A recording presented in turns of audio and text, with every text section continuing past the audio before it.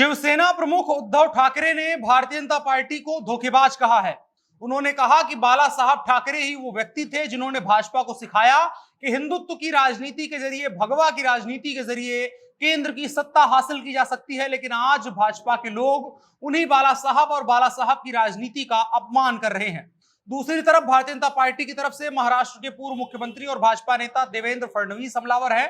दरअसल शिवसेना के एक नेता ने उर्दू में कैलेंडर छपवा दिया, जिसके बाद देवेंद्र फडणवीस ने कहा कि शिवसेना अब छद्म धर्मनिरपेक्ष की राजनीति कर रही है। हालांकि हमें न भाषा से कोई दिक्कत है, न किसी के धर्म से कोई दिक्कत है।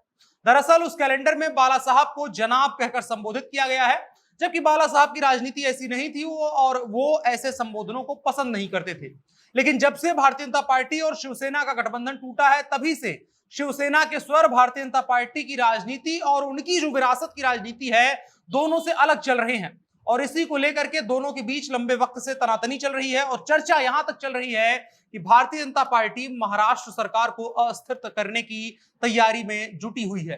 वो दूसरा समीकरण है और दूर का भी समीकरण है, उसमें बड़ा लंबा वक्त लगेगा। लेकिन आइए जानते हैं उद्धव ठाकरे भाजपा पर क्या आरोप लगा रहे हैं और दूसरी तरफ भारतीय जनता पार्टी शिवसेना और उद्धव ठाकरे को कैसे जवाब दे रही है और ये सब कुछ हो आखिर क्यों रहा है। नमस्कार, मेरा नाम है अनुराग मिश्रा और आप देख रहे हैं जनता जंक्शन। तो आपको बताएं, 2019 के विधानसभा चुनाव का जब नतीजा आया तो बात यह थी कि भाजपा और शिवसेना का साझा मुख्यमंत्री बनना था। लेकिन मुख्यमंत्री पद का जो उम्मीदवार था वो शिवसेना अपनी तरफ से चाह रही थी, उद्धव ठाकरे खुद को मुख्यमंत्री चाह रहे थे, लेकिन भाजपा ने नहीं बनाया उनको मुख्यमंत्री। और इसी बात पर भाजपा शिवसेना का गठबंधन टूट गया। भाजपा और प्रदेश जो भाजपा के अध्यक्ष हैं अमित शाह थे, उन्होंने उद्धव ठाकरे के कथित मुख्यमंत्री पद देने के वादे और दावे का खंडन भी कर दिया था। और तभी से दोनों के रास्ते अलग हो गए हैं और कामकाज का तरीका भी बदल गया है। जहां शिवसेना अपनी पारंपरिक राजनीति को भूलते हुए नए ढंग की राजनीति कर रही है, तो दूसरी तरफ भारतीय जनता पार्टी शिवसेना पर सत्ता के भूखे होने और आदर्शहीन होने का आरोप लगा रही है। इसी को लेकर के दोनों पार्टियों के बीच तनातनी मची हुई है। और इसी बीच में महाराष्ट्र के मुख्यमंत्री और शिवसेना के अध्यक्ष उद्धव ठाकरे ने रविवार यानी कल कहा कि भाजपा के पास हिंदुत्व का पेटेंट नहीं है। उन्होंने दावा किया कि शिवसेना के दिवंगत नेता बाला साहब ठाकरे ने भाजपा को बताया था कि भगवा और हिंदुत्व के मेल से केंद्र की सत्ता हासिल करने में कैसे मदद मिल सकती है। ठाकरे ने कहा कि भाजपा के उलट शिवसेना हमेशा से भगवा और हिंदुत्व को लेकर के प्रतिबद्ध रही है, जबकि उनके भाजपा और जनसंघ जैसे अलग अलग नाम हैं जो अलग अलग विचारधारा प्रसारित करते हैं और जनता को मूर्ख बनाते हैं। आपको बताएं, ये सब बवाल इसलिए चल रहा है क्योंकि महाराष्ट्र में उपचुनाव है। उपचुनाव होने वाला है। 2019 में एक सीट थी जहां पर कांग्रेस प्रत्याशी चंद्रकांत जाधव ने शिवसेना के तत्कालीन विधायक राजेश क्षीरसागर को कोल्हापुर उत्तरी सीट से हरा दिया था। उसको लेकर के भी बड़े विवाद हैं। उपचुनाव तो हो ही रहा है, जो पिछला नतीजा आया था उसको लेकर के भी बवाल मचना शुरू हो गया है। दरअसल हुआ ये, जाधव का निधन हुआ, उसके बाद 12 अप्रैल को उपचुनाव करवाया जा रहा है और इस उपचुनाव में कई पुराने जख्म शिवसेना की तरफ से कुरेदे जा रहे हैं। कोल्हापुर उत्तर के उपचुनाव पर बोलते हुए राज ठाकरे ने कहा कि 2019 में साल 2014 के मुकाबले इस सीट पर कांग्रेस की वोट कैसे बढ़ गए। बढ़ने का मतलब हुआ कि शिवसेना के प्रत्याशी की भाजपा के साथ गठबंधन के बावजूद हार हुई। उन्होंने सवाल किया कि भाजपा के मत साल 2019 में कहां गए?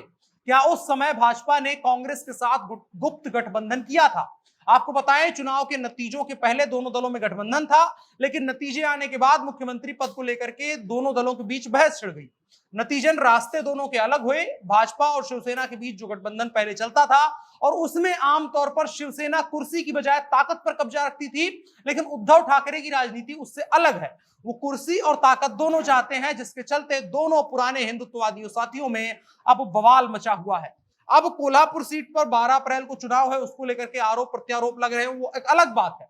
लेकिन दूसरी तरफ नितिन गडकरी जब से महाराष्ट्र में एक्टिव हुए हैं, तब से शिवसेना, उद्धव ठाकरे और तमाम लोगों की सांसें ऊपर नीचे होनी शुरू हो गई हैं, क्योंकि कई ऐसे नेता हैं जो सरकार का हिस्सा है। नवाब मलिक से लेकर के संजय राउत तक सब तमाम लोगों के दरवाजे पर ईडी, सीबीआई लगातार छापे मार रही है और एक तरह से दबाव की राजनीति की जा रही है। और उद्धव ठाकरे ने तो यहां तक कह दिया था कि हम पर आइए, जो जांच करनी है करिए, हमारे रिश्तेदारों को ना परेशान किया जाए। ये तमाम समीकरण बता रहे हैं कि भारतीय जनता पार्टी अब या तो मध्यावधि चुनाव की तरफ बढ़ा रही है महाराष्ट्र को, या फिर वो चाह रही है कि सत्ता परिवर्तन हो जाए और हम किसी तरीके से सत्ता में आ जाएं। और इसके अलावा संजय राउत का एक और आरोप याद रखिए कि मुंबई को केंद्र शासित प्रदेश बनाने का भारतीय जनता पार्टी का, केंद्र सरकार का एक साजिश है, ये आरोप संजय राउत ने लगाया था। तो तमाम राजनीतिक उठापटक महाराष्ट्र में चल रहे हैं, जिसके बीच में 12 अप्रैल को चुनाव हो रहा है और ये तमाम आरोप लग रहे हैं। कौन ज्यादा हिंदुत्ववादी है, कौन बाला साहब ठाकरे के आदर्श मान रहा है, कौन आदर्शों पर नहीं टिक रहा है, कौन झूठ बोल रहा है, ऐसे तमाम आरोप लग रहे हैं। देखने वाली बात होगी कि महाराष्ट्र में क्या होगा, कुछ बड़ा होने की उम्मीद की जा सकती है। आप क्या सोचते हैं कमेंट बॉक्स में जरूर बताएं और साथ ही साथ वीडियो को साझा भी करें। फिलहाल के लिए इतना ही। मेरा नाम अनुराग मिश्रा है, आप जनता जंक्शन देख रहे थे। कैमरे पर मेरे साथ ओम प्रकाश थे। शुक्रिया।